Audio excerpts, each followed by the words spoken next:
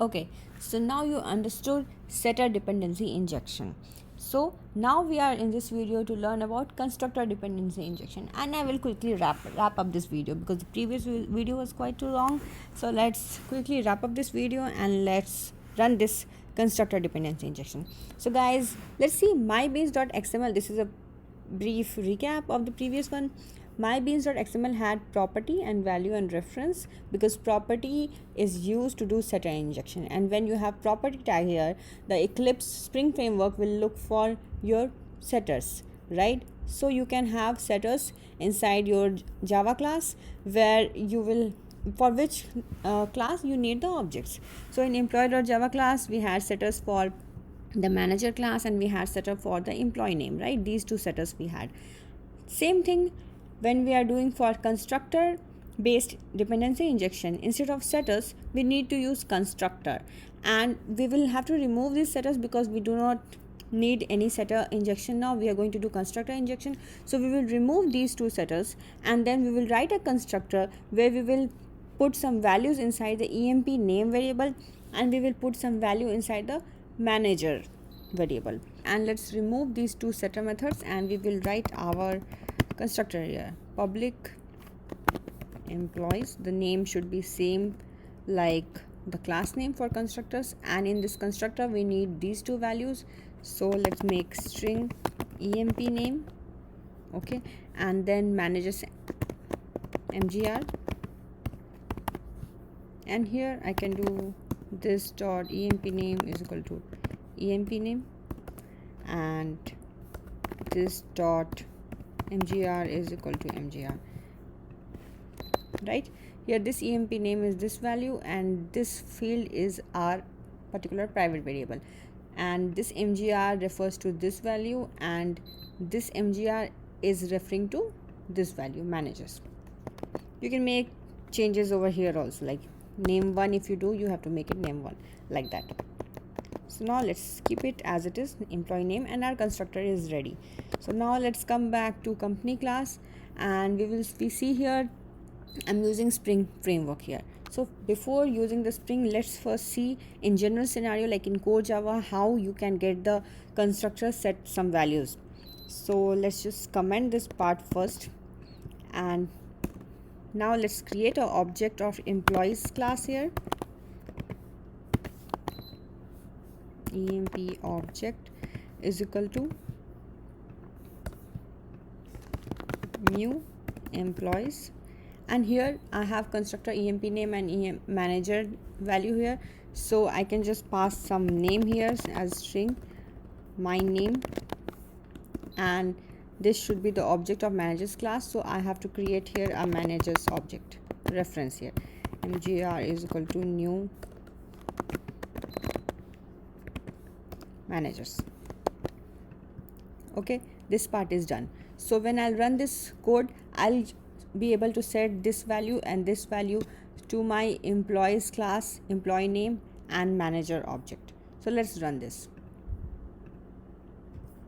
So using these values, the methods of employees class and method of manager class has been called. But now since we are using Spring Framework, we do not need to hard code these values. Remember, Spring creates object for you, Spring can manage the object for you, and Spring let the code be as flexible as possible. So there is no hard coding required here.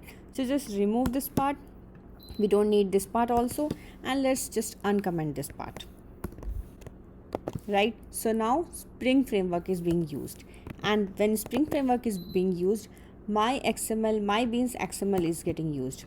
This part here I am using property, right? And property was used for setter injection. You watched in the previous video. If you have not watched the previous video, better you go and watch the previous video where I have explained setter injection and property tags are used for that purpose. But now since we are working on our constructor injection, so let's make it another tag, that is constructor argument tag. Same thing, copy here too, because we are doing constructor injection for employee name and constructor injection for manager reference. No need to change in these values and no need to change for your managers also, because here only the reference is used. This reference and this ID will get matched, and when this matching is done, another class will be called as managers class.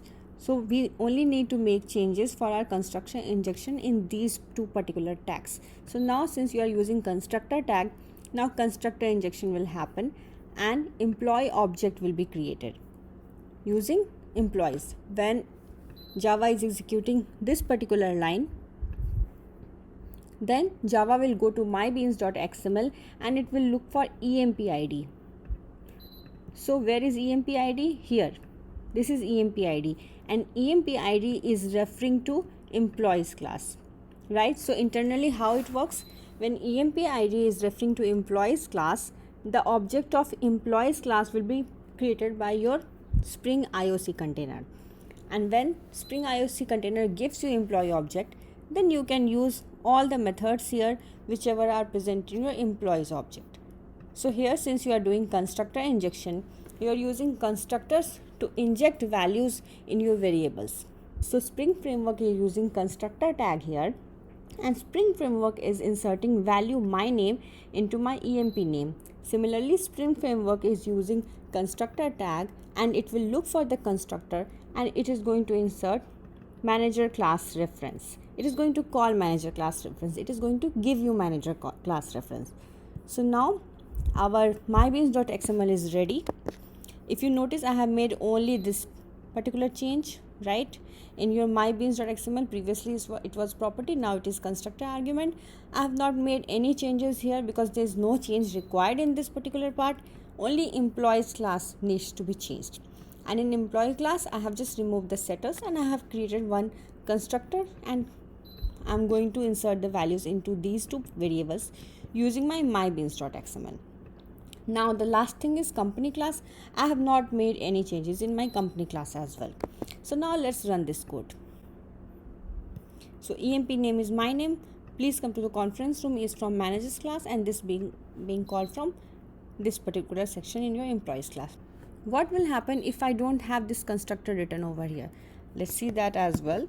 It will definitely give you error, right? Let's see what error you will get. So as expected, we are having error, and the error says that error creating bean with reference name emp defined in class path, right? And what is the reason? The reason is could not resolve matching constructor, correct? Because we are using constructor tag in mybeans.xml, and if you don't have any constructors, then this code is going to look for a constructor. If you don't have it, you will get this error. Not able to create emp reference, this one, not able to create this particular id with this particular bean with id emp. And why it's not creating? Because it does not find constructor, matching constructors. So this is constructor injection in Spring Framework. So I hope setter injection and constructor injection is very much clear to you, and you can create your own Spring Framework program with it.